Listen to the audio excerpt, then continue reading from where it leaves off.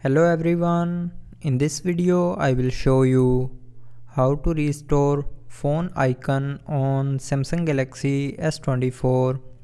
So before starting the video, don't forget to subscribe the channel and also press the bell icon.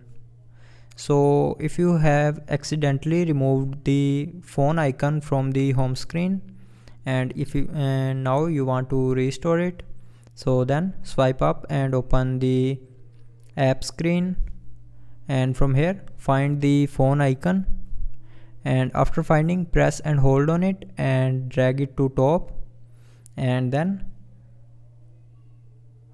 hold it and replace it where it was before. So now you can see the phone icon is restored on the home screen. So that's how you can restore the phone icon on Samsung Galaxy S24. So I hope you liked the video. Thanks for watching.